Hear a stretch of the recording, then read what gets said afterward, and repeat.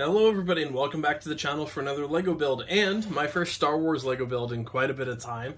I believe actually since right around May 4th, I think this is the first set for Star Wars I'll be building, so I'm sorry for all the Star Wars fans out there. I'm just not a huge fan of a lot of the new Star Wars sets right now, and I'm kind of full on space. I can maneuver a few things on my Star Wars wall, but for all the ships and stuff, I'm generally at capacity. I think I can fit maybe this and one more smaller one, but I'm not ready for the renovations until August or September when we move, and then the UCS Venator comes out. But just all in all, I wasn't a huge fan of Mandalorian Season 3. I thought it was pretty boring for most of the part. It has, obviously towards the end it really picked up for the finale and stuff, which is what this set is from. But as a whole, I just wasn't a big fan, and with all of my hobbies, I kind of go in, spurts. So I went through Marvel, and then I'll build a ton of Marvel sets. Star Wars, I had a couple months in a row where I was heavily just trying to fill up my Star Wars wall, and I did. And now, currently, I'm doing a lot of castle work, and then probably transitioning back in the city and stuff. So, don't worry, I'm gonna keep building Star Wars sets as I go. I'm just saying, that's where I've generally been. I just haven't been in the mood to build a lot of Star Wars Legos lately. I bought this on May 1st, or had it delivered May 4th, with the rest of the goodies, but I mainly just got it because it was a new set. But compared to the Death Star 2 and the Super Star Destroyer and the Emperor's Throne Room, this is just the least exciting one, in my opinion. I know people absolutely love this set, and it looks awesome, but just wasn't my absolute favorite. So that's where I've generally been on Star Wars and Legos right now. There's just better themes on the shelves currently, and Star Wars is just a little bit weak right now. I might pick up the Pirate Stump Fighter, but for $35 for one ship and a couple minifigures I don't really need. It maybe is for a video, but that's going to be about it. I don't really need it otherwise. But yeah, so this is set number 75348. This is the Mandalorian Fang Fighter versus TIE Interceptor. This comes in at $100 USD and then has 957 pieces, along with 3 minifigures, 4 if you're going to count the Astromech droid. Now, some of the good parts about this set overall, $100 for 2 ships and 1,000 pieces is pretty solid. This is also the very first TIE Interceptor in a very long time, so it's really nice to see this. The last TIE Interceptor, I believe, is black and blue, which is actually sitting on my shelf, and it'll probably be replaced by this one if I don't have enough room. And then this is also the very first Mandalorian Fang Fighter, and will look really good on the wall next to one of my Mandalorian Starfighters. It also has an exclusive minifigure, which is the Mandalorian Fleet Commander, and the brand new Darksaber design, which is still not perfect, but we're getting better. But yeah, overall, it's a solid set. Overall, just by the look of it, it just wasn't on my absolute list of what I felt like building, but now I'm working through a big backlog of sets, so we're gonna get there. But yeah, I'm actually pretty excited to see overall how the scale and everything works with these. Check out the new Darksaber and some of the new armor, and take a look at that nice new Fleet Commander. So thank you guys so much. If you're interested, feel free to check out the rest of my uploads. Leave some comments on things that you would like to see me build, what sets you're currently working on. I always like talking to you guys and seeing what you're working on and what your recommendations are. It's a lot of fun meeting you guys and just seeing what your thoughts and everything are. But yeah, feel free to check out the rest of my build. I also play a ton of video games and upload every single day, so plenty of content if you are bored. So yeah, I'll see you at the end of the build, everybody.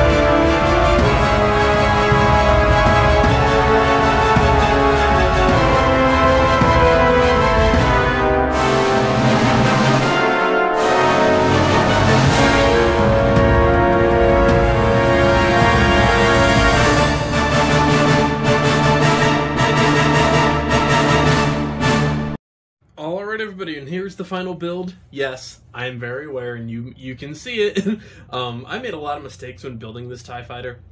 For some apparent reason, my brain did not connect that I was building the same wings ×2 when I first started. So yes, those were very real signs of frustration when I was building that.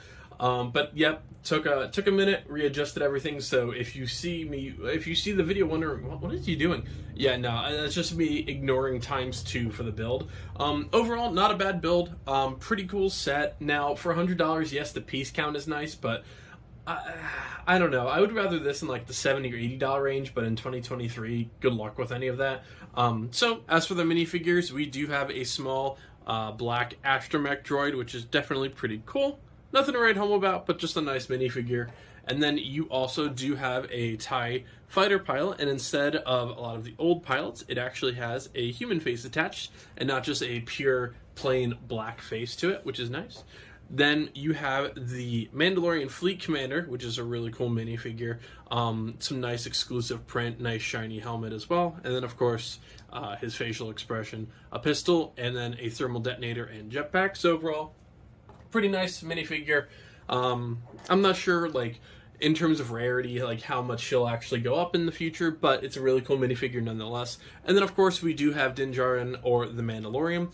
Pretty similar garb to what he normally has. Nice arm print on this minifigure. And, of course, we do have the new Darksaber, which much nicer than the ones we've previously have, where it was basically just a flagpole. So this is at least saber-like. I'm still curious why they don't just make a printed version like you see in a lot of custom pieces of the Darksaber, but that's neither here nor there at this point. Everyone's been arguing that for a while. Easily, my favorite ship of the two is the good. I just just shot one of the missiles at myself. That's great. I'm sure Arthur's gonna find that in a minute. But the Mandalorian Fang fighter is definitely my favorite of the two. I'm 100% gonna do what I did with a lot of the rest of them and command strip the bottom of this and hang it from the wall. It'll look pretty cool right behind the starfighter. So it does have 2 missile launchers on the bottom. Clearly, the other one is the one that just hit me right in the chest for this video. But overall, pretty cool look. I do really like this. It is a bit different as well. The Mandalorian Starfighter is really like the closest thing to it, and they definitely give off very different vibes. Very cool engines in the back as well. Of course, you have the opening cockpit. It's some nice. It almost looks like tan leather inside. Like, it is a nice contrast of colors. Overall, I do really like this. In terms of size, I mean, it is a bit bigger. About I would say a hand and a half for me. Pretty solid. I do like it. It's a different build. Definitely pretty nice piece. And again, it's different. So I can't argue. You know, you can go out to the store at any point. You can always find an X-Wing, a regular TIE fighter, probably an AT-AT, something like that. So I am glad that they're bringing back not only an old TIE fighter design that isn't utilized much, but a brand new ship with the Fang fighter.